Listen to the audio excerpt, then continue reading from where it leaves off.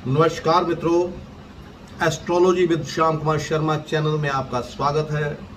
और मैं शनि भगवान से प्रार्थना करूंगा कि आपके घर में कभी आर्थिक तंगी ना हो, आपको रोजगार मिलता रहे, आपको सफलता कदम चूमे और आपके आसपास के लोग, आपके रिश्तेदार, सभी लोग भगवान शनि की कृपा से स्वस्थ रहें, मकान, दुकान और आर्थिक स्थिति आपकी मजबूत रहे। तो चलिए शुरू करते हैं, क्योंकि हमने श्रृंखला शुरू की 8वें घर में ग्रहों का क्या फल होता है। तो आज शनि महाराज की बात करते हैं कि अगर वो 8वें घर में बैठ जाएं तो वो क्या फल देंगे। अब शनि के भगवान शनि के रूप को सही अर्थों में समझने के लिए हमें कुछ जो ऐतिहासिक जो पृष्ठभूमि है उसको जानना पड़ेगा। शनि भगवान ने जब जन्म के बाद आंखें खोली तो अपने पिता सूर्य की ओर देखा। सूरज को उसी समय कोढ़ हो गया, उसके रथ का साथ ही लंगड़ा हो गया और उसके रथ के घोड़े अंधे हो गए। ये कहानी तो प्रतीकात्मक है, लेकिन ये जो है इसका क्या तात्पर्य है वो मैं आपको बताता हूँ। यहाँ सूर्य को कोढ़ होने से मतलब सूर्य का अस्त होना है, यानी सूर्य भगवान अस्त हो गए थे, चारों ओर अंधेरा हो गया था। शनि को स्याह रंग का बदसूरत ग्रह कहा गया है, जिसके रथ को 8 सांप जो हैं वो खींच रहे हैं। कहीं कहीं भैंस की सवारी भी शनि की सवारी मानी गई है। शनि के 4 हाथ हैं, जिनमें से 3 हाथों में वर्षा, तीर और कमान है और चौथा हाथ आशीर्वाद देने की मुद्रा में है। और ये जो है शनि भगवान का बिल्कुल असली रूप है। तांत्रिक परंपरा है, उसमें शनि की आध्यात्मिक प्राप्ति का बहुत बड़ा कारण जो है वो माना जाता है। आध्यात्मिक प्राप्ति के लिए भगवान शनि की जो पूजा की जाती है। मुर्दों की खोपड़ियों को साधना का माध्यम बनाने वाले तांत्रिक के 8वें घर में, ध्यान से सुनिएगा, 8वें घर में शनि होता है, जो तांत्रिक जो है खोपड़ियों को माध्यम बनाते हैं।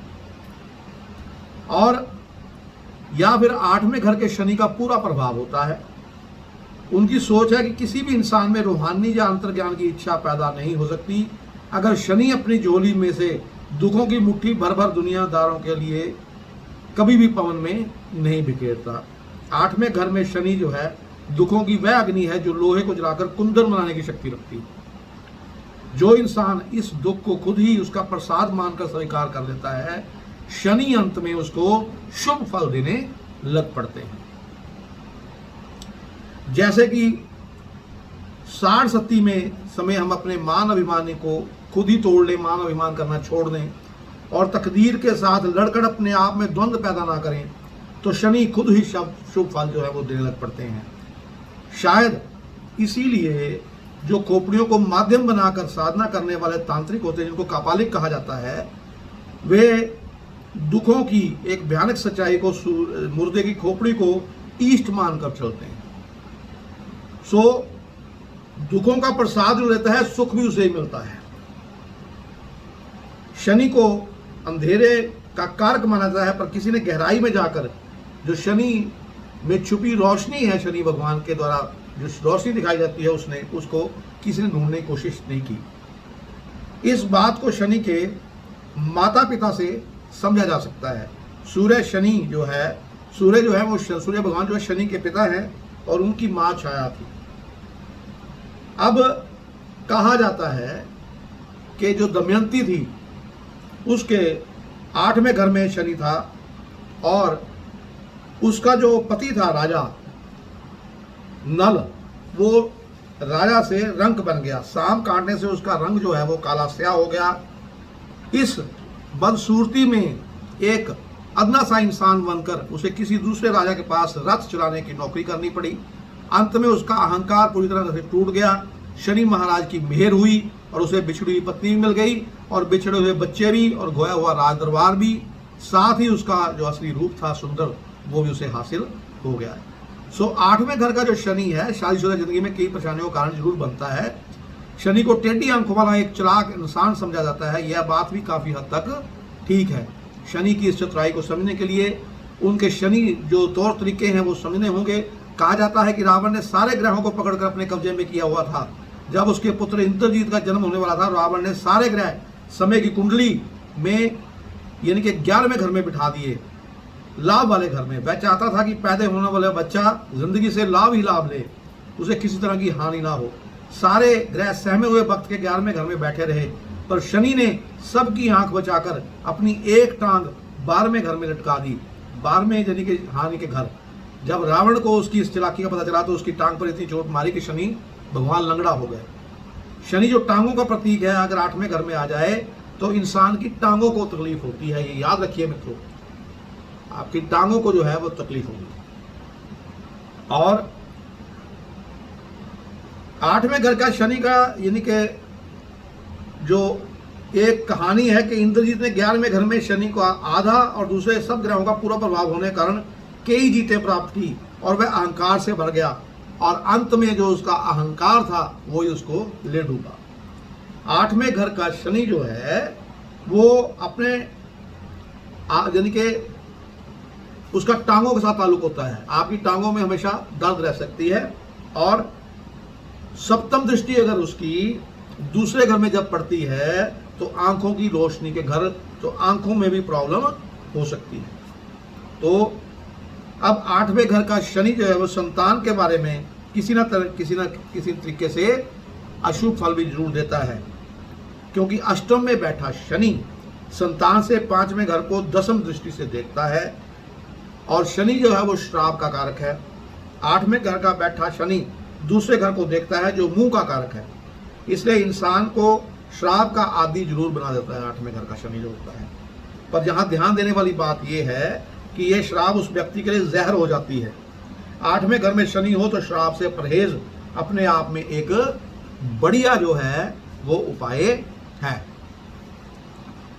अब क्या होता है कि 8वें घर में जो शनि है वो उसको इतना ललायत कर देता है शराब पीने के लिए कि शराब की इतनी कशिश के होते उसे ना पीना, अगर जो बंदा जीत के मन जीत जाता है कि दिल तो करेगा लेकिन वो ना पिए, तो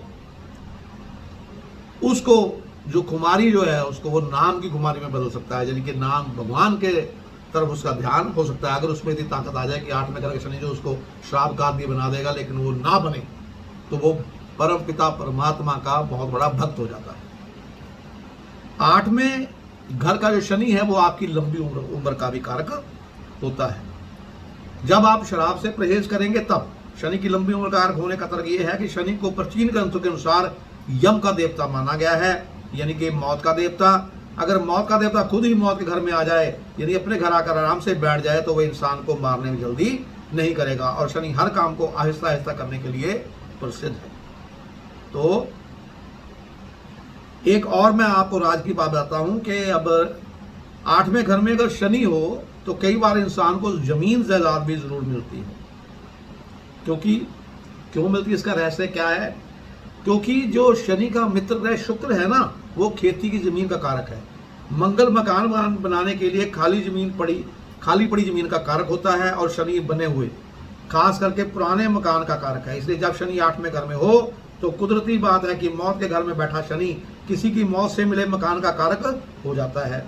पर यह तब होता है अगर शनि 8वें घर में अपनी राशि में हो या अपनी उच्च राशि में हो।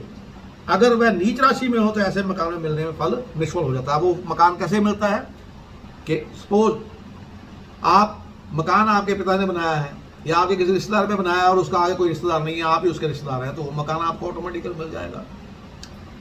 अब 8वें घर के शनि में अगर आपको बुरा फल दे रहा है तो उसको दूर करने के लिए 8 किलो या 800 ग्राम साबुत माह चलते पानी में बहा देने चाहिए, और चांदी का एक चौरस टुकड़ा जो है वो अपने पास रख के भी आप उसको शनि के मंदे फल को दूर कर सकते हैं। क्योंकि 8वां घर मंगल की वृश्चिक राशि का है और शुभ मंगल का आकार चौरस होता है। सो इस तरह से शनि के प्रभाव में शुभ मंगल का और चंद्र का प्रभाव मिलाकर उसे कुछ शुभ किया जा सकता है। तभी मैंने आपको कहा कि चांदी का चौकोर टुकड़ा जो है वो आप रख सकते हैं। तो अब मित्रों, मैं जो आगे बताने जा रहा हूं वो ये बताऊंगा आपको कि जो शनि है कि ये 8वें घर में अगर आपको खराब फल दे भी रहा है तो उसके उपाय जो है वो मैंने आपको बता दिए हैं। ये उपाय कीजिए और उपाय जो है वो आप ये कर सकते हैं कि आप इनका 7 शनिवार का व्रत रख सकते हैं। और व्रत जो है वो आपने रखना है और शनि मंदिर जाकर शनि भगवान की प्रार्थना करनी है और छाया पात्र का दान करना है, तेल चढ़ाना है, काले माँ चढ़ाने हैं। और अगर 8वें घर में और भी मंदा फल हो तो मैंने आपको बता दिया कि 8 यानी कि 8 किलो जो माँ होते हैं, जैसे मैंने आपको बताया कि 8 किलो या 800 ग्राम साबुत माँ चलते पानी में बहा दीजिए। आपके मंगल जो आपके जो 8वें घर में शनि महाराज बैठे हैं, अगर वो मंदा फल दे रहे हैं तो आपका वो मंदा फल दूर हो जाएगा। और बीज मंत्र मैंने आपको बता ही दिया है कि ओम प्राम प्रीम प्रोम सनेश्वराय नमः इसका जाप कीजिए। ओम शम सनेश्वराय का जाप आप कर सकते हैं। इसी के साथ मैं अपनी वाणी को विराम देता हुआ आपसे विदा चाहूँगा और भगवान शनि से यह प्रार्थना करूँगा कि आपको मकान, दुकान, बेटा, पुत्र, सुख सब कुछ दें। और मित्रों, आप मेरे वीडियो को बहुत पसंद कर रहे हैं, मैं उसके लिए आपका हृदय से धन्यवादी हूँ। आप कमेंट भी कीजिए, लाइक भी कीजिए, शेयर भी कीजिए। कोई वीडियो में अगर आपको कोई कमी नजर आती है तो वो कमेंट में जरूर बताइएगा। इसके साथ मित्रों, एक प्रार्थना जो मैं करता हूँ वो ये है कि मेरे चैनल को आप सब्सक्राइब जरूर कीजिए, क्योंकि अगर सब्सक्राइब करेंगे परिवार बड़ा हो जाएगा और हम कई लोगों को, जो लोग बेचारे पैसा नहीं खर्च सकते, उनको भी फायदा पहुंचा सकते हैं। नमस्कार।